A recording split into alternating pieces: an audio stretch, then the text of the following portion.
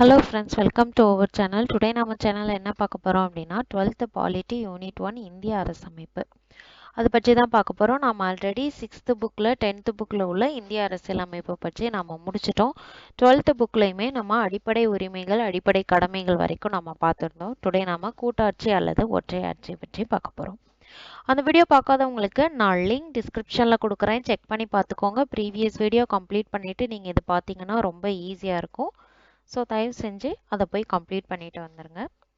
Today நாம் கூட்டாட்சி அல்லது ஒற்றையாட்சி பார்க்கலாம். இந்தியாவில் சிதைக்க முடியாத ஒன்றியம் என்பது எதை சொல்கிறோம் அப்படின்னா மத்திய அரசு. அடுத்து சிதைக்கத்தக்க மாநிலங்களும் கொண்ட ஆட்சி, அதாவது ஸ்டேட் கவர்மெண்ட்டை சிதைக்க முடியும், சென்ட்ரல் கவர்மெண்ட்டை சிதைக்க முடியாது. அதுதான் இதோட மீனிங். அதாவது ஒரு நெருக்கடி நிலை ஏற்படும் பொழுது என்ன பண்ணுவாங்க அப்படின்னா ஒற்றையாட்சி முறையை நம்மளுடைய இந்திய அரசாங்கமானது பின்பற்றும். இதை தான் வந்துட்டு ஒற்றையாட்சி அப்படின்னு சொல்றோம். நம்மளுடைய ஒன்றியத்தை முழுமையான கூட்டாட்சி அப்படின்னு சொல்ல முடியாது, கிட்டத்தட்ட கூட்டாட்சி முறை அப்படின்னு நம்ம சொல்லலாம்.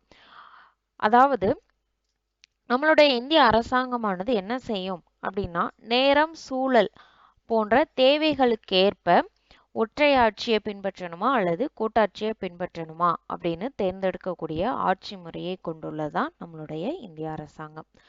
அதை தான் சொல்லியிருக்காங்க, ஒன்றியத்தை முழுமையான கூட்டாட்சி அப்படின்னு நம்மளால சொல்ல முடியாது. நம்மளுடைய நேரம் சூழலுக்கு ஏற்ப இந்த ஆட்சி முறையானது மாறுபடும். எப்போ கூட்டாட்சி ஒற்றையாட்சியாக மாறும் அப்படின்னா நெருக்கடி நிலை ஏற்படக்கூடிய காலத்துல கூட்டாட்சியானது ஒற்றையாட்சியாக மாறக்கூடிய குணாம்சம் கொண்ட அரசு தான் நம்மளுடைய இந்திய அரசு.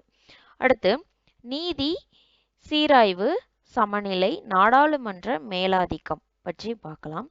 இந்திய அரசமைப்பு வழங்கியுள்ள அடிப்படை உரிமைகள் மீறப்படாமல் கண்காணிப்பதிலும் நாடாளுமன்ற நிர்வாக செயல்பாடுகளில் தேவைப்பட்டால் தலையிடுவதிலும் நீதித்துறைக்கு சுதந்திரம் வழங்கப்பட்டுள்ளது நம்மளுடைய இந்திய அரசமைப்பு வழங்கியுள்ளது. அதாவது என்ன சொல்றாங்க அப்படின்னா அடிப்படை உரிமைகளை நாடாளுமன்றமும் மீறக்கூடாது. அதை அப்பாறு அவங்க மீறும் போது அதற்கு தட்டி கேட்கக்கூடிய உரிமை யாருக்கு இருக்கு அப்படின்னா நீதித்துறைக்கு இருக்குது. இது இந்திய அரசமைப்பின் சிறப்பு கூறுகளில் ஒன்றாக கருதப்படுகின்றது. நீதி அமைப்பும் நாடாளுமன்றமும் ஒன்றுக்கொன்று சமமான மேலாதிக்க தன்மை கொண்டவையாக செயல்படுகின்றது. நாடாளுமன்றத்தில் இயற்றப்படக்கூடிய சட்டமானது அரசியலமைப்பின் அடிப்படை தத்துவத்திற்கு முரணாக இருக்குது பட்சத்துல இந்த நீதித்துறையானது அந்த சட்டத்தை செல்லாததாக்கக்கூடிய அதிகாரம் பெற்றுள்ளது. இதை தான் நாம என்ன சொல்றோம் அப்படின்னா நீதி சீராய்வு அப்படின்னு சொல்றோம். நம்ம ஆல்ரெடி பார்த்திருக்கோம், சட்டமன்றத்திலையும் சட்டங்கள் இயற்றப்படும், பாராளுமன்றத்திலையும் சட்டங்கள் இயற்றப்படும். இப்போ சட்டமன்றம் பாராளுமன்றத்தில் சட்டங்கள் இயற்றப்படும் பொழுது இந்த சட்டமன்றத்துக்கும் பாராளுமன்றத்திற்கும் ஏதாவது முரண்பாடு ஏற்பட்டால் பாராளுமன்றத்துல எடுக்கக்கூடிய முடிவு தான் இறுதியானது அப்படின்னு நம்ம பார்த்திருப்போம். இப்படி பாராளுமன்றத்தில் எடுக்கக்கூடிய முடிவானது நம்மளுடைய இந்திய அரசமைப்பு சட்டத்தின் அடிப்படை தத்துவத்திற்கு ஒரு முரணாக இருந்தது அப்படின்னா அவங்கள யாரு கொஷின் கேட்பாங்க அப்படின்னா நீதித்துறை கொஷின் கேட்கும். இதை தான் நீதி சீராய்வு அப்படின்னு சொல்றோம். அதாவது பார்லிமெண்ட்டுக்குமே இந்திய அரசமைப்பு அடிப்படை தத்துவத்திற்கு உடன்பட்டு தான் எந்த ஒரு சட்டங்களையும் நிறைவேற்ற வேண்டும். ஓகே, நெக்ஸ்ட் என்ன பார்க்க போறோம் அப்படின்னா இந்திய குடியுரிமை. நம்ம ஆல்ரெடி பார்த்திருக்கோம், ஒரு நாட்டின் சட்டப்பூர்வ உறுப்பினர்கள் யார் என்பதை அடையாளம் காட்டுவதற்கு பயன்படக்கூடியதுதான் இந்த குடியுரிமை. இந்த குடியுரிமை சட்டம் நமக்கு 1955 கொண்டு வந்திருப்பாங்க. 5 வழிகள்ல நம்மளுடைய குடியுரிமை பெற முடியும். அது என்னென்ன அப்படின்னா பிறப்பு, வாரிசு பதிவு, இயற்கை வயப்படுத்துதல் மற்றும் ஒரு பகுதியில் தொடர்ந்து வசித்தல். இது எல்லாமே நம்ம ஃப்ரீ ஃபார் 10th புக்ல பார்த்திருப்போம். அதே மாதிரி 3 முறைகள்ல குடியுரிமை இழக்க முடியும். என்னென்ன அப்படின்னா தானாக முன் குடியுரிமை வேண்டான்னு சொல்றது, இரண்டாவது பிற நாடுகள்ல குடியுரிமை வாங்கும் போது இந்திய குடியுரிமை தானாக செயலிழந்து போகும், மூன்றாவது என்ன அப்படின்னா தவறான ஏதாவது தவறாக கொடுத்து தவறான பதிவேற்றம் செய்வது அல்லது தவறான சர்டிபிகேட்ஸ்லாம் கொடுத்து குடியுரிமை வாங்கும் போது குடியுரிமை தானாக ரத்தாயிடும். இந்த 3 முறைகள்ல குடியுரிமை இழத்தலும் இருக்கின்றது. இது எல்லாமே நாம 10th பார்த்ததான். அடுத்தது பாருங்க, இந்தியாவின் அயல்நாட்டு குடிமக்கள் பதிவு முறைகளும் அவர்களுக்குரிய உரிமைகளும் அரசமைப்பில் வழங்கப்பட்டுள்ளது. அதாவது இந்தியாவில் இந்திய மக்களுக்கு மட்டும் இல்லாமல் அயல்நாட்டு குடிமக்களுக்கும் பதிவு முறைகளும் அவர்களுக்குரிய உரிமைகளையுமே நம்ம அரசமைப்புல கொடுத்திருக்காங்க. அடுத்தது பாருங்க, அனைத்து மனித உயிர்களும் சமத்துவத்துடனும் சுதந்திரத்துடனும் பிறக்கின்றன என்று கூறியது யார் அப்படின்னா உலக மனித உரிமை பிரகடனம். இந்த அமைப்பு தான் வந்துட்டு எல்லா உயிர்களும் சமத்துவத்துடனும் சுதந்திரத்துடனும் பிறக்கின்றன அப்படின்னு குறிப்பிட்டிருக்காங்க. இந்த உலக மனித உரிமை பிரகடனம் எப்போ ஆரம்பிச்சாங்க அப்படின்னா 1948. இதுவுமே ரொம்ப இம்பார்ட்டன்ட். அடுத்து இந்தியாவில் நாடாளுமன்ற மக்களாட்சி பற்றி பார்த்துடலாம். உறுப்பு 72 கீழ் இந்திய ஒன்றியத்தின் நாடாளுமன்றம், அந்த நாடாளுமன்றத்துல யார் யாரெல்லாம் இருப்பாங்க அப்படின்னா குடியரசுத் தலைவர் மற்றும் ஈரவைகள் இருக்கும் நாடாளுமன்றத்துல. இந்த ஈரவை என்ன அப்படின்னா மக்களவை, மாநிலங்களவை. ஒரு கூட்டாட்சியில நாடாளுமன்றம் ஈரவை கொண்ட அமைப்பாக இருக்க வேண்டும் என்ற தேவையின் அடிப்படையில இந்த இது ஏற்றிருக்காங்க. மேலவை அப்படின்னு எதை அழைக்கிறோம் அப்படின்னா மாநிலங்களவை. அதே மாதிரி கீழவை அப்படின்னு எதை அழைக்கிறோம் அப்படின்னா மக்களவை. இந்த இரண்டு பிரதிநிதித்துவத்தை கொண்டதுதான் நம்மளுடைய நாடாளுமன்றம். அதனாலதான் நம்ம என்ன சொல்றோம், நாடாளுமன்ற பிரதிநிதித்துவ ஆட்சி அப்படின்னு சொல்றோம். எதனால அப்படின்னா எந்த ஒரு சட்டம் இயற்றும் பொழுதும் நாடாளுமன்றத்தின் முடிவே இறுதியானதாக எடுத்துக்கொள்ளப்படுகின்றது. அதனாலதான் நம்மளுடைய இந்தியாவை நாடாளுமன்ற பிரதிநிதித்துவ ஆட்சி அப்படின்னு சொல்றோம். ஓகேவா? அடுத்தது பாருங்க, ஈரவைகளும் தன் இயல்பில் செயல்பட்டு மாநிலங்களின் ஒற்றுமை, ஒன்றிய ஒருமைப்பாடு ஆகியவற்றை பாதுகாத்து பராமரிக்கின்றன. அதே மாதிரி இப்ப நம்ம என்ன பார்க்க போறோம் அப்படின்னா நாடாளுமன்ற முறைக்கு எடுத்துக்காட்டு எந்த நாட்டுல இருக்குது, அதே மாதிரி குடியரசுத் தலைவர் முறை எந்த நாட்டில் பின்பற்றப்படுகின்றது அதற்குரிய எடுத்துக்காட்டு தான் பார்க்க போறோம். நாடாளுமன்ற முறை அரசு நம்மளுடைய இந்தியாவில் பின்பற்றப்படுகின்றது. குடியரசுத் தலைவர் முறை அரசு USA அமெரிக்க ஐக்கிய நாடுகளில் பின்பற்றப்படுகின்றது. இப்பதான் நம்ம பார்த்தோம் நாடாளுமன்றத்துல யார் யாரெல்லாம் இருப்பாங்க, குடியரசுத் தலைவர் மற்றும் மாநிலங்களவை, மக்களவை, இந்த இரண்டுமே இருக்கும். இதுல உறுப்பினர்கள் எவ்வாறு தேர்ந்தெடுக்கப்படுகின்றனர் அப்படின்றத நம்ம இந்த பாக்ஸ்ல பார்த்துடலாம். ஃபர்ஸ்ட் குடியரசுத் தலைவர். குடியரசுத் தலைவரையும் ஓட் மூலியமா தான் தேர்ந்தெடுப்பாங்க. ஆனா அவங்களுக்கு யார் யார் ஓட்டு போடுவாங்க அப்படின்னா நாடாளுமன்றத்துல இருக்கக்கூடிய ஈரவை பார்த்தோமா, மாநிலங்களவை, மக்களவை, இந்த உறுப்பினர்கள் அவங்களை தவிர்த்து மாநில ஒன்றிய ஆளுகைக்குட்பட்ட பகுதி, அதாவது யூனியன் டெரிட்டரி அப்படின்னு இதை சொல்லுவாங்க. இவங்க சட்டமன்ற உறுப்பினர்கள், இவங்க எல்லாருமே சேர்ந்துதான் குடியரசுத் தலைவரை ஓட் போட்டு தேர்ந்தெடுப்பாங்க. அடுத்தது மாநிலங்களவை. இதுல 238 உறுப்பினர்கள் உடையதுதான் மாநிலங்களவை. 238 உறுப்பினர்கள் மாநிலங்கள் மற்றும் ஒன்றிய ஆளுகைக்குட்பட்ட பகுதி சட்டமன்றங்கள் மூலம் தேர்ந்தெடுக்கப்படுகின்றார்கள். இந்த 238 உறுப்பினர்களும். இது தவிர 12 உறுப்பினர்கள் குடியரசுத் தலைவரால் நியமனம் செய்யப்படுவார் மாநிலங்களவையில. ஓகேவா? இதனுடைய காலம் நிரந்தரமான அமைப்பு. இந்த அமைப்பை நம்மளால கலைக்க முடியாது. நம்ம ஆல்ரெடி பார்த்தோம், மாநிலங்களவைய ஒண்ணுமே செய்ய முடியாது, ஆனா மக்களவைய குடியரசுத் தலைவரால் கலைக்க முடியும் அப்படின்னு நம்ம ஆல்ரெடி பார்த்ததாம். மாநிலங்களவை உறுப்பினர்களுடைய காலம் 6 ஆண்டுகள். மொத்த மாநிலங்களவை உறுப்பினர்களில் 1/3 பங்கு உறுப்பினர்களை 2 ஆண்டுக்கு ஒரு முறை தேர்ந்தெடுக்கும் வகையில் மாநிலங்களவை தேர்தலானது நடைபெறுகின்றது. அடுத்து மக்களவை. மொத்தமா மக்களவையில 545 உறுப்பினர்கள் இருக்காங்க. ஆனா டோட்டலா 552 உறுப்பினர்கள் வரைக்கும் தேர்ந்தெடுக்கலாம். இதுல 543 உறுப்பினர்கள் தேர்ந்தெடுக்கப்பட்ட மக்கள் பிரதிநிதிகள். அதாவது என்ன அப்படின்னா 545 உறுப்பினர்கள் இருக்காங்க இல்லையா, இதுல 543 பேர் யார் யார் அப்படின்னா மக்களால் தேர்ந்தெடுக்கப்பட்ட பிரதிநிதிகளாக இருப்பாங்க. அந்த 2 பிரதிநிதிகள் இருக்காங்களே இவங்க குடியரசுத் தலைவரால் நியமிக்கப்படக்கூடியவர்கள். யாரை நியமிப்பாங்க அப்படின்னா ஆங்கிலோ இந்திய சமுதாயத்தினரை குடியரசுத் தலைவர் நியமிப்பார். அவங்க 2 பேர். இதனுடைய காலம் 5 ஆண்டுகள். குடியரசுத் தலைவர் மக்களவையை கலைக்கும் அதிகாரம் பெற்றுள்ளார். இதுவும் நாம ஆல்ரெடி பார்த்ததுதான்.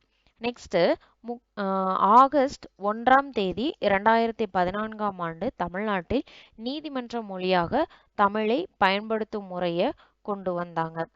ஓகேவா? நம்மளுடைய தமிழ் மொழி செம்மொழியாக அறிவிக்கப்பட்ட ஆண்டு 2004.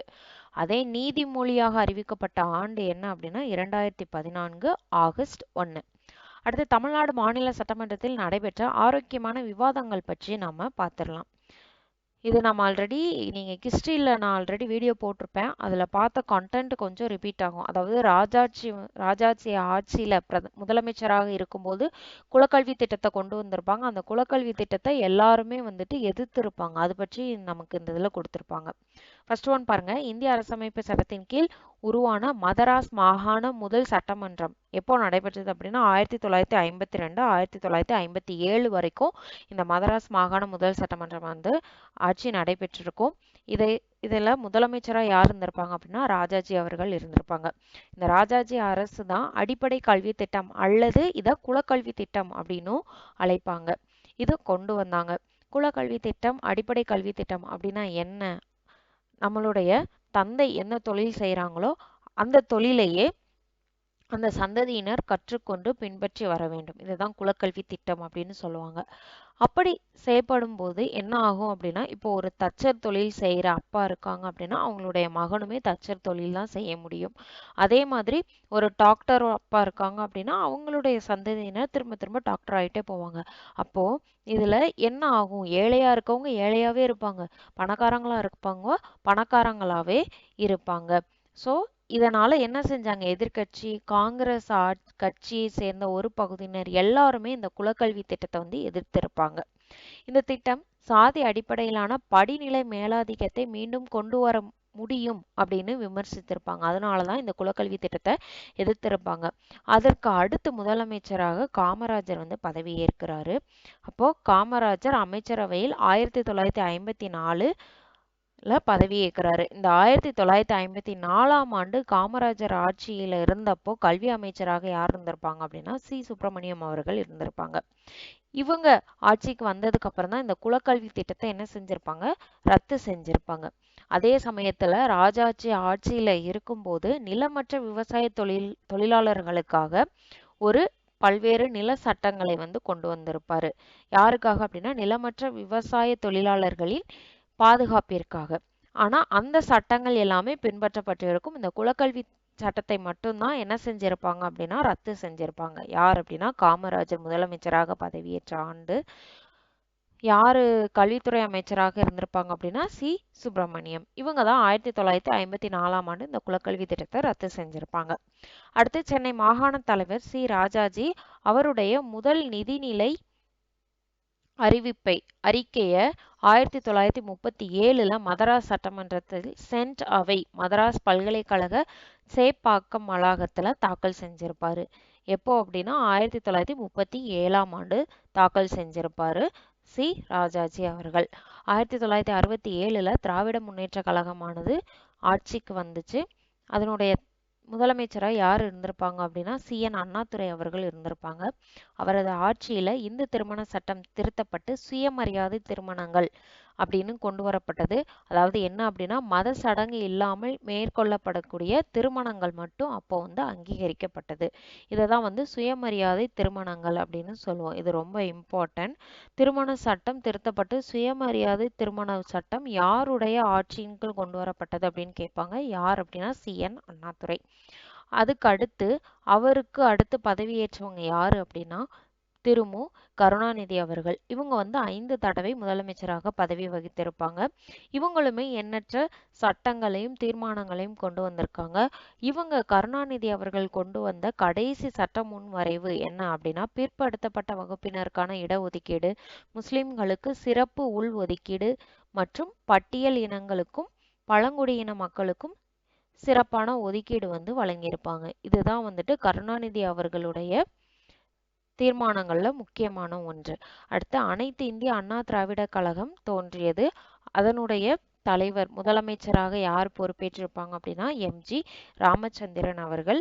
இவங்க வந்து 10 ஆண்டு கால ஆட்சியில இருந்திருப்பாங்க. அந்த ஆண்டு என்னன்னா 1977 இருந்து 87 வரைக்குமே அண்ணா திராவிட முன்னேற்ற கழகம் தான் பொறுப்புல இருந்திருக்கும். வருவாய் நிர்வாகத்துறையின் குறிப்பிடத்தக்க பல மாற்றங்களை வந்து கொண்டு வந்திருப்பாங்க.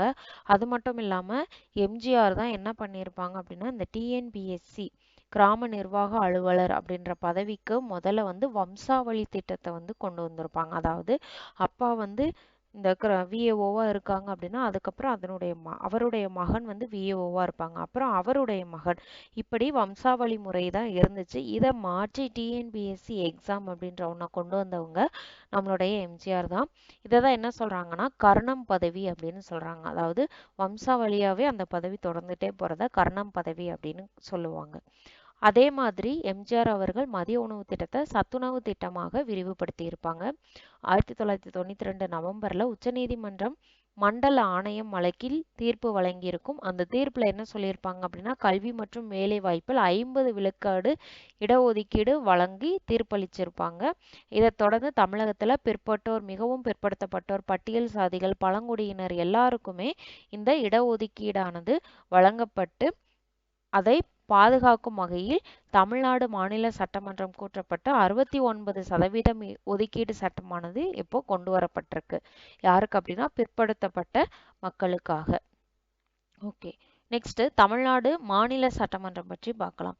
தமிழ்நாடு மாநில சட்டமன்றத்தில் 234 உறுப்பினர்கள் இருப்பாங்க. அதுல 189 உறுப்பினர்கள் பொது தொகுதிகள்ல இருந்து தேர்ந்தெடுக்கப்பட்டவங்க, 45 உறுப்பினர்கள் தனி தொகுதியிலிருந்து தேர்ந்தெடுக்கப்பட்டவங்க. அடுத்தது பாருங்க, சட்டமன்றத்தில் முதல் கூட்டத்தொடர் முதல் பொது தேர்தலை தொடர்ந்து 3/5/1952 நடைபெற்றிருக்கும். அரசமைப்பு உறுப்பு 333 கீழ் ஆங்கிலோ இந்திய பிரதிநிதி ஒருவர் ஆளுநரால் நியமிக்கப்படுகிறார். இது ரொம்ப இம்பார்ட்டன்டான ஒன்று. அரசமைப்பின் உறுப்பு 333 கீழ் ஆங்கிலோ இந்திய பிரதிநிதி ஒருவர் யாரால நியமிக்கப்படுகிறார் அப்படின்னா ஆளுநரால நியமிக்கப்படுகிறாங்க தமிழ்நாடு மாநில சட்டமன்றத்துல. அடுத்து 6/4/2021 அன்று தமிழக சட்டமன்றத்திற்கு பொது தேர்தல் நடந்ததையொட்டி 16வது தமிழக சட்டமன்றம் 7/5/2021 அமைக்கப்பட்டிருக்கு. அடுத்தது பாருங்க, பொது கணக்கு குழு. மக்களவை உறுப்பினர்களிலிருந்து ஒருவர் பொது கணக்கு குழு தலைவராக மக்களவை தலைவரால் நியமிக்கப்படுகின்றார். மக்களவை அப்படின்றது சட்டமன்றம். இதுல பொது கணக்கு குழு தலைவராக யார் தேர்ந்தெடுக்கப்படுவாங்க அப்படின்னா மக்களவையில இருக்கக்கூடிய உறுப்பினர் ஒருவர் தான் தேர்ந்தெடுப்பாங்க. ஆனா ஒரு ஆண்டு என்ன செஞ்சிட்டாங்க அப்படின்னா அந்த ஆண்டு 1967 to 68 இந்த ஆட்சி காலத்துல எதிர்க்கட்சி உறுப்பினர் ஒருவரை பொது கணக்கு குழு தலைவராக மக்களவை தலைவரால் நியமிக்கப்பட்டிருக்காங்க. இக்குழு மக்களவை தலைவர் கட்டுப்பாட்டின் கீழ் இயங்கும் ஒரு நாடாளுமன்ற குழுவாக கருதப்படுகின்றது. 1950 ஜனவரி முதல் 2018 ஏப்ரல் வரைக்கும் இந்த குழு 1596 அறிக்கைகளை தாக்கல் செஞ்சுள்ளது. பொது கணக்கு குழு. ஓகே, நெக்ஸ்ட் அரசமைப்பு திருத்த சட்ட முன்வரைவு அப்படின்னா என்னன்னு பார்த்துடலாம். அதாவது அரசமைப்பில் இருக்கக்கூடிய விதியில் திருத்தம் கோரும் சட்ட முன்வரைவுகள் அரசமைப்பு திருத்த சட்ட முன்வரைவு என்று அழைக்கப்படுகின்றது. அதாவது என்ன அப்படின்னா இந்திய அரசமைப்பில் ஒரு சில நிறைய அடிப்படை சட்டங்கள் கொடுத்திருக்காங்க. இந்த அடிப்படை சட்டங்கள்ல நமக்கு திருத்தம் செய்யணும் அப்படின்னு நம்ம ஒரு முடிவு எடுக்கிறோம் அப்படின்னா அதை தான் வந்து என்ன சொல்றாங்கன்னா அரசமைப்பு சட்ட முன் வரைவு அப்படின்னு சொல்றாங்க. இதை வந்து மாநிலங்களவை உறுப்பினர்களும் பண்ணலாம், மக்களவை உறுப்பினர்களும் இதை திருத்தம் செய்யுங்க அப்படின்ற கோட்பாட்டை முன்வைக்கலாம். இதனுடைய உறுப்பு 368 2 கீழ் வரும் அனைத்து விதிகளும் இதுல அடங்கும். இந்த சட்ட முன் வரைவினை நாடாளுமன்றத்தின் அவைகளிலும் நம்ம கொண்டு வரலாம். இது ஆல்ரெடி இப்ப நான் சொன்னதுதான். அடுத்தது பாருங்க, உறுப்பு 370. அரசமைப்பு உறுப்பு 370 என்பது எதை குறிக்கும்னா ஜம்மு காஷ்மீர் பகுதிகளுக்கு சிறப்பு தன்னாட்சி தகுதி வழங்குவதை பற்றி குறிக்கின்றது. இந்திய அரசு 5 ஆகஸ்ட் 2019 ஆண்டு ஜம்மு காஷ்மீருக்கு வழங்கப்பட்ட இந்த சிறப்பு தகுதியை வந்து ரத்து செஞ்சிருக்காங்க. எப்போ அப்படின்னா 2019 ஆகஸ்ட் 5. அடுத்து சங்கரலிங்கனார் இவரை வந்து காந்தியவாதி அப்படின்னு அழைப்பாங்க. இந்திய விடுதலைக்காக போராடிய தமிழ் வீரரும் சங்கரலிங்கனார் தான். 1895 விருதுநகர் மாவட்டம் மண்மலைமேடு அப்படின்ற கிராமத்தை சார்ந்த கருப்பசாமி வள்ளியம்மாளுக்கு மகனாக பிறந்திருப்பாங்க.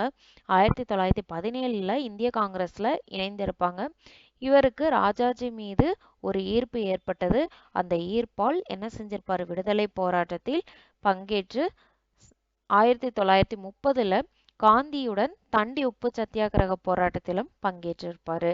மதராஸ் மாநிலத்திலிருந்து தெலுங்கு பேசக்கூடிய மக்களை பிரித்து சென்னையை தலைநகராக கொண்டு தனி மாநிலம் அமைக்கணும் அப்படின்னு சொல்லி பொட்டி ஸ்ரீ ராமுலு 1952ல் உண்ணாவிரத போராட்டம் நடத்தி இருப்பாங்க. ஓகேவா. நெக்ஸ்ட் இதை தொடர்ந்து பெயர் மாற்றும் பிரச்சனை வந்து எழுந்தது. இதனைத் தொடர்ந்து 1956ல் மதராஸ் மாநிலத்தை தமிழ்நாடு அப்படின்னு பெயர் மாற்றம் செய்யணும் அப்படின்னு சங்கரலிங்கனார் வலியுறுத்தி உண்ணாவிரதம் மேற்கொள்கிறாரு. அடுத்து பெயர் மாற்றம் உள்ளிட்ட 12 கோரிக்கைகளை வலியுறுத்தி 1956 ஜூலை 27 அன்று விருதுநகரில் தன்னுடைய உண்ணாவிரத போராட்டத்தை சங்கரலிங்கனார் தொடங்குறாரு. இந்த உண்ணாவிரத போராட்டம் 75 நாட்கள் கடந்தது. சங்கரலிங்கனார் உடல் வந்து மிகவும் நலிவுற்றது. அதனால உண்ணாவிரத போராட்டத்தை கைவிடும்படி சி.என். அண்ணாதுரை, மா.பொ. சிவஞானம், ஜீவானந்தம் இவங்க எல்லாமே வேண்டுகோள் விடுத்திருக்காங்க. ஆனா சுந்தரலிங்கனார் வந்து கேட்கவே இல்லை. அதைத் தொடர்ந்து 1956 அக்டோபர் 13 அன்று உண்ணாவிரத போராட்டத்தில் 76வது நாள் நம்ம சங்கரலிங்கனார் வந்து உயிர் நீக்கிறாரு. எதற்காக உண்ணாவிரத போராட்டம் மேற்கொண்டார் அப்படின்னா மதராஸ் மாநிலத்தை தமிழ்நாடு அப்படின்னு பெயர் மாற்றம் செய்யணும் என்பதற்காகவும் 12 கோரிக்கைகளை வலியுறுத்தி உண்ணாவிரதம் மேற்கொண்டிருப்பாங்க. 75 நாட்களுக்கு பிறகு 76வது நாள் வந்து சங்கரலிங்கனார் உயிர் நீத்தார். அடுத்து முக்கிய கூட்டங்கள் என்னென்னு பார்க்கலாமா. வரதட்சணை ஒழிப்பு சட்டம் 1959, 6 மற்றும் 9 மே 1961. அடுத்து பயங்கரவாத தடுப்பு சட்டம் 2002 மார்ச்.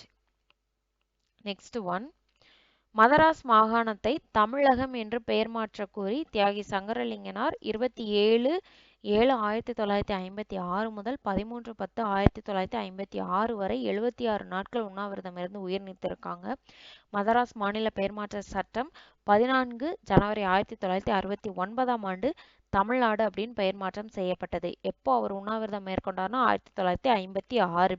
இந்த மதராஸ் மாநில பெயர் மாற்றம் தமிழ்நாடு அப்படின்னு எப்போ மாற்றினாங்க அப்படின்னா ஜனவரி 14, 1969ஆம் ஆண்டு மாற்றியிருக்காங்க. காந்திய வழியில் உண்ணா நோன்பு இருந்து உயிர் நீத்தவர் யார் அப்படின்னா சங்கரலிங்கனார்.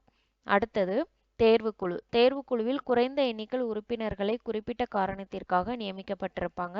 இந்த தேர்வுக்குழு முறை வெஸ்ட் மினிஸ்டர் நாடாளுமன்ற மக்களாட்சி முறையிலிருந்து பிறந்ததான் நம்மளுடைய இந்திய தேர்வுக்குழு முறை.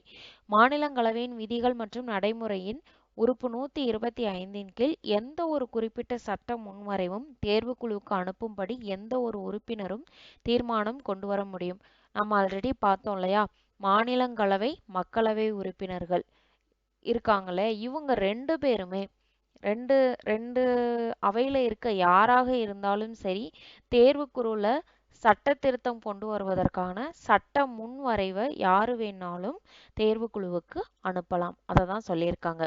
இந்த தீர்மானம் வந்து ஏற்றுக்கொள்ளப்பட்டது அப்படின்னா அந்த சட்ட முன்வரை தேர்வுக்குழுவின் பரிசீலனைக்கு வழங்கப்படும். இது எல்லாமே நம்ம ஆல்ரெடி 10th பார்த்ததுதான். அதாவது ஒரு சட்டமானது எவ்வாறு நிறைவேற்றப்படுகின்றது அப்படின்னு நம்ம 10th ஆல்ரெடி பார்த்துருப்போம். அதே மாதிரிதான் தேர்வுக்குழுலையும் பின்பற்றுறாங்க. ஆனா இதனுடைய உறுப்பு 125, அவ்வளவுதான் வித்தியாசம். அடுத்தது பாருங்க, தீர்மானம் கொண்டு வருவதற்கு தேர்வுக்குழுவின் மொத்த உறுப்பினர்களில் 1/3 குறைந்தபட்ச உறுப்பினர்களாக அவையில் இருப்பது அவசியம். என்ன சொல்லியிருக்காங்க அப்படின்னா, ஒரு தீர்மானம் வந்து தேர்வுக்குழுவில் கொண்டு வர போறாங்க அப்படின்னா அந்த தேர்வுக்குழுவில் மொத்த உறுப்பினர்கள் இருப்பாங்களே, அந்த உறுப்பினர்களை 1/3 உறுப்பினர்கள் இந்த தேர்வுக்குழு தீர்மானம் கொண்டு வரும்போது பிரசன்ட் ஆயிருக்கணும் அப்படின்னு சொல்லியிருக்காங்க. இவ்வாறு முன்மொழியப்படக்கூடிய தீர்மானம் மீதான வாக்கெடுப்பு வெற்றி தோல்வி இந்த மாதிரி எதுவுமே இல்லாம முடிஞ்சது அப்படின்னா அவைக்கு தலைமை ஏற்பவரின் முடிவு தான் இறுதியாக அமையும். அதாவது என்ன சொல்லியிருக்காங்க அப்படின்னா, தேர்வுக்குழுல ஒரு புதிய சட்டம் இயற்ற போறாங்க அப்படின்னா இந்த சட்டத்திற்கு ஒரு சிலர் வந்து ஏற்றுப்பாங்க, ஒரு சிலர் ஆமோதிப்பாங்க. இவ்வாறு ஏற்றுக்கொள்பவங்க ஆமோதிக்கிறவங்க 2 பேரும் ஒரே எண்ணிக்கையில இருந்தாங்க அப்படின்னா அதற்கு முடிவை யார் எடுப்பாங்க அப்படின்னா அந்த அவைக்கு யார் தலைவரா இருக்காங்களோ அவர்களுடைய முடிவு தான் இறுதியானதாக இருக்கும். இப்போ உங்களுக்கு புரிஞ்சிருக்கும் நம்புறேன். அடுத்து சட்ட முன்வரைவில் குறிப்பிட்ட ஏதேனும் ஒரு அம்சம் குறித்து ஆய்வு செய்யப்பட வேண்டும் அப்படின்னு நினைச்சாங்க அப்படின்னா அதற்குன்னு ஒரு துணை குழுவை தேர்வுக்குழுவால் அமைத்து கொள்ள முடியும். இந்த செயல்முறையில ஏதேனும் கேள்விகள் எழுந்தது அப்படின்னா அதை மாநிலங்களவை தலைவருடைய பார்வைக்கு கொண்டு செல்ல வேண்டும். நெக்ஸ்ட், ஒரு சட்டமன்ற முன்வரைவு ஒரு அவையில் நிறைவேற்றப்பட்டு மற்றொரு அவையில் நிராகரிக்கப்படும் போது அல்லது ஏதேனும் ஒரு ஆட்சேபனை எழுப்பப்படும் போது அல்லது 6 வாரத்திற்கு அதிகமாக இழுபறி நிலை நீடிக்கும் பொழுது குடியரசுத் தலைவர் ஈர் அவைகளின் கூட்டத்தை கூட்டி தீர்வு காணலாம். இது ஒண்ணுமே இல்ல. ஒரு சட்டம் முன்வரைவு அப்படின்னா ஒரு சட்டம் இயற்ற போறோம் அப்படின்னு கொண்டு வராங்க அப்படின்னா ஃபர்ஸ்ட் எங்க கொண்டு வருவாங்கன்னா நாடாளுமன்றத்துல கொண்டு வருவாங்க. நாடாளுமன்றத்துல குடியரசுத் தலைவர் மற்றும் ஈரவை இருக்கும். ஈரவை என்னது மாநிலங்களவை மற்றும் மக்களவை. இந்த சட்டத்திற்கு மாநிலங்களவையில உள்ள உறுப்பினர்கள் எல்லோரும் சரி அப்படின்னு ஆமோதிக்கிறாங்க அப்படின்னா எதிர்ப்பு தெரிவிக்கிறது மக்களவையில இருந்து வருதுன்னு வச்சுக்கோங்களேன். இந்த மாதிரி ஒரு சூழ்நிலை ஏற்படும் பொழுதும் அது மட்டும் இல்லாம ஏதேனும் ஒரு ஆட்சேபனை எனக்கு இது வேண்டாம் அப்படின்னு ஏதேனும் ஒரு சந்தேகம் அதை நிராகரிக்கும் விதமாக ஏற்படும் பொழுதும் 6 வாரத்துக்கும் மேலாக அந்த சட்டம் இயற்றுவதற்கு இழுபறி மேற்கொள்ளும் பொழுது என்ன செய்வாங்க அப்படின்னா குடியரசுத் தலைவர் ஈரவை கூட்டத்தை கூட்டி தீர்வு காண முடியும் குடியரசுத் தலைவரால். அதை தான் இதை சொல்லியிருக்காங்க. அந்த சட்ட முன்வரைவு அமர்ந்துள்ள ஈரவைகளில் மொத்த உறுப்பினர்களின் பெரும்பான்மை வாக்குகளை பெற்றால் அந்த முன்முறைவானது நிறைவேற்றப்படும். ஆனால் பண முன்முறைவு அல்லது அரசியல் அரசமைப்பு திருத்த சட்டம் ஆகியவற்றின் போது இது போன்ற கூட்டத்தினை கூட்டி சட்டமாக்க இந்திய அரசியலமைப்பு அனுமதிக்கவில்லை. அதாவது என்ன சொல்றாங்க அப்படின்னா ஒரு சட்டம் இயற்றும் போது ஈரவைகளில் மொத்த உறுப்பினர்களுக்கு வாக்கெடுப்பு நடைபெறப்படுத்து அதாவது ஒரு சட்ட முன்வரைவு கொண்டு வராங்க அப்படின்னா நம்மளுடைய மக்களவை மாநிலங்களவை உறுப்பினர்கள் இருக்காங்களே அவங்களுக்குள்ளே யார் யார் இந்த சட்டம் கொண்டு வரணும்னு சொல்றீங்க, யார் யார் கொண்டு வரக்கூடாதுன்னு சொல்றீங்க அப்படின்னு ஒரு வாக்கெடுப்பு எடுப்பாங்க. அதுல எந்த வாக்குகள் அதிகமாக இருக்கிறோ அதன் மூலமாக அந்த சட்டம் இயற்றப்படலாம் அல்லது இயற்றப்படாமலும் போகலாம். இதுதான் இறுதியான தீர்ப்பு. ஓகேவா? ஆனா பண முன்வரைவு அல்லது அரசியலமைப்பு திருத்த சட்டம் இந்த இரண்டு நடைபெறும் பொழுது இந்த மாதிரி ஒரு கூட்டத்தை குடியரசுத் தலைவரால் கூட்ட இயலாது. அதற்குரிய எந்த ஒரு சட்டமும் இந்திய அரசமைப்புல இல்லை அப்படின்னு சொல்லியிருக்காங்க. ஓகே, இதுல நம்ம நல்லா ஞாபகம் வச்சுக்கணும்னா என்னன்னா அப்படின்னா தேர்வுக்குழு முறை எங்க இருந்து வந்தது அப்படின்னா வெஸ்ட்மினிஸ்டர் நாடாளுமன்ற மக்களாட்சி முறையிலிருந்து பிறந்ததுதான் தேர்வுக்குழு முறை. உறுப்பு 125 கீழ் எந்த ஒரு சட்ட முன்வரைவும் அதாவது எந்த சட்டம் இயற்றணும் அப்படின்னாலும் எந்த அவையில உள்ள உறுப்பினர்களுமே இந்த சட்டம் இயற்றணும் அப்படின்னு சொல்லிட்டு தேர்வு குழுவுக்கு அனுப்பலாம் அப்படின்னு சொல்லியிருக்காங்க. அடுத்தது தீர்மானம் கொண்டு வருவதற்கு தேர்வு குழுவின் மொத்த உறுப்பினர்களில் 1/3 பங்கு உறுப்பினர்கள் அன்னைக்கு பிரசன்ட் ஆகியிருக்கணும். அப்பனா மட்டும்தான் ஏதாவது ஒரு சட்டமானது நிறைவேற்றப்படும் அல்லது நிறைவேற்றப்படாது. அடுத்து முன்மொழியப்படும் தீர்மானத்தில் வாக்கெடுப்பு நடைபெறும் போது வெற்றி தோல்வி இரண்டும் இல்லாம சமநிலையில இருக்கும் பொழுது தலைமை அந்த அவைக்கு யார் தலைவராக இருக்காங்களோ அவர்களுடைய முடிவுதான் இறுதியான முடிவாக எடுத்துக்கொள்ளப்படும். அடுத்தது பாருங்க, சட்ட முன்வரைவு ஒரு அவையில் நிறைவேற்றப்பட்டு அதாவது மாநிலங்களவையில் நிறைவேற்றப்பட்டு மக்களவையில அது நிராகரிக்கப்பட்டாலோ அல்லது ஏதேனும் ஒரு ஆட்சேபனை எழுந்தாலோ அல்லது 6 வாரத்திற்கும் மேற்பட்ட இழுபறி ஏற்பட்டாலோ என்ன செய்வார் குடியரசுத் தலைவர் அப்படின்னா ஈரவைகளின் கூட்டத்தை கூட்டி அதற்கு தீர்வு காணும் உரிமை குடியரசுத் தலைவருக்கு இருக்கு. ஆனா இதே உரிமை பண முன்வரைவு அல்லது அரசியல் அரசமைப்பு திருத்த சட்டத்துக்கு ஏற்படுத்தும் பொழுது இந்த தீர்மானமானது கொண்டு வர முடியாது. எந்த தீர்மானம் அப்படின்னா குடியரசுத் தலைவர் கூட்டத்தை கூட்டி தீர்வு காணலாம் அப்படின்ற உரிமை இந்திய அரசமைப்பில் இல்லைன்னு சொல்லியிருக்காங்க. அடுத்து கலைச்சொற்கள் பாருங்க. சட்டம்னா என்ன? ஒரு சட்டம் முன்வரைவு நாடாளுமன்றத்தில் ஈரவைகளிலும் ஏற்கப்பட்டு குடியரசுத் தலைவர் ஒப்புதல் பெறும் பொழுது சட்டம் எனப்படுகின்றது. அடுத்தது பாருங்க உட்பிரிவு. ஒரு சட்ட முன்வரைவில் வரிசை எண்ணிடப்பட்ட பகுதியை தான் நம்ம உட்பிரிவு அப்படின்னு சொல்லுவோம். அடுத்து தீர்மானம். நாடாளுமன்றத்தின் தீர்வு நடவடிக்கை கருத்து கோரி நாடாளுமன்றத்தில் எந்த ஒரு உறுப்பினராலும் முன்வைக்கப்படுவதை தான் தீர்மானம் அப்படின்னு சொல்றோம். அடுத்து பதவி பிரமாணம். புதியதாக தேர்ந்தெடுக்கப்பட்ட நாடாளுமன்ற உறுப்பினர்கள் அல்லது நாடாளுமன்றத்தில் அமரும் முன் இந்திய அரசமைப்பிற்கு நாட்டின் இறையாண்மை மற்றும் ஒருமைப்பாட்டிற்கும் தமது ஒருமைப்பாட்டினை தெரிவித்து கடவுள் பெயராலோ அல்லது பகுத்தறிவின் பெயராலோ உறுதிமொழி ஏற்றுக்கொள்ளக்கூடிய ஒரு முறையை தான் பதவி பிரமாணம் அப்படின்னு சொல்றாங்க. அடுத்து நிலைக்குழு அப்படின்னா என்ன? ஒவ்வொரு வருஷமும் அல்லது ஒவ்வொரு அவை தேர்ந்தெடுக்கப்படும் பொழுதோ அல்லது அவை தலைவரால் நியமிக்கப்படும் ஒரு குழுவை தான் என்ன சொல்றாங்க அப்படின்னா நிலைக்குழு அப்படின்னு சொல்றாங்க. அடுத்து அரசு. அரசுல மத்திய அரசாங்கம், இந்திய நாடாளுமன்றம், மாநில அரசாங்கம், மாநில சட்டமன்றம், இந்திய எல்லைக்குள் வரும் அனைத்து உள்ளூர் அதிகார அமைப்புகள், இந்திய அரசாங்கத்தின் கட்டுப்பாட்டின் கீழ் இயங்கக்கூடிய அமைப்புகள், இவை எல்லாத்தையும் உள்ளடக்கியதான் அரசு. Okay, next book back question பார்த்துடலாம். இந்திய அரசமைப்பு சட்ட வரைவு குழு தலைவர் யார் அப்படின்னா B.R. அம்பேத்கர். நெக்ஸ்ட், இந்தியா பொறுத்தவரை நாடாளுமன்ற அரசாட்சியில் கீழ்காணும் கோட்பாட்டில் எது பின்பற்றப்படுகின்றதுன்னு கேட்டிருக்காங்க. 1 மற்றும் 2 மட்டும். அமைச்சரவை உறுப்பினர்கள் எல்லாருமே நாடாளுமன்ற உறுப்பினர்களாக கருதப்படுகின்றனர். இரண்டாவது, நாடாளுமன்றத்தின் நம்பிக்கை நீடிக்கும் வரை அமைச்சர்கள் பதவி வகிப்பாங்க. மூன்றாவது பாருங்க, அமைச்சரவை அரசின் தலைவரால் தலைமை தாங்கப்படுகின்றது. இதுதான் தவறு. மூன்றாவது, அமைச்சரவை அரசாங்கத்தின் தலைவரால் தலைமை தாங்கப்படுகின்றது. இதுதான் கரெக்டான ஒன்று. ஸோ இதனுடைய ஆன்சர் 1, 2 மற்றும். அடுத்தது பாருங்க, அரசமைப்பை இறுதிப்படுத்த அரசமைப்பு நிர்ணய சபை எவ்வளவு காலம் எடுத்துக்கொண்டது? ஆப்ஷன் டி, 1946 டிசம்பர் 9 முதல் சுமார் 3 ஆண்டுகள் எடுத்திருப்பாங்க. அடுத்து, மதராஸ் மாநிலம் எப்போது தமிழ்நாடு என பெயர் மாற்றம் பெற்றது? 1969ஆம் ஆண்டு. இந்தியா ஒரு இறையாண்மை, சமதர்மம், மதச்சார்பின்மை, மக்களாட்சி, குடியரசு நாடு என்று கூறும் அரசமைப்பின் பாகம் எதுல இருக்கு அப்படின்னா முகவுரை, பிரியம்பிள்ள தான் 42வது சட்டத்திருத்தத்தின் போது இந்த இறையாண்மை, சமதர்மம், மதச்சார்பின்மை, மக்களாட்சி, குடியரசு நாடு என்ற ஒரு அமைப்பை கொண்டு வந்திருப்பாங்க. ஓகே, அடுத்தது பாருங்க, முகப்புரையில் இடம்பெறும் நாம் என்ற சொல் எதை குறிக்கின்றது அப்படின்னா இந்திய மக்களை குறிக்கின்றது. அதுல நம்ம சொல்லுவோம்ல இந்திய மக்களாகிய நாம் அப்படின்னு சொல்லுவோம். அடுத்தது பாருங்க, கீழ்காணும் சொற்கள் முகப்புரையில் எந்த வரிசையில் அமைந்துள்ளது? Option A 3, 2, 4, 1, 5. இப்பதான் பார்த்தோம். இறையாண்மை, சமதர்மம், மதச்சார்பின்மை, மக்களாட்சி, குடியரசு. அடுத்தது பாருங்க, மாநிலங்களவை உறுப்பினர்களின் எண்ணிக்கை 250.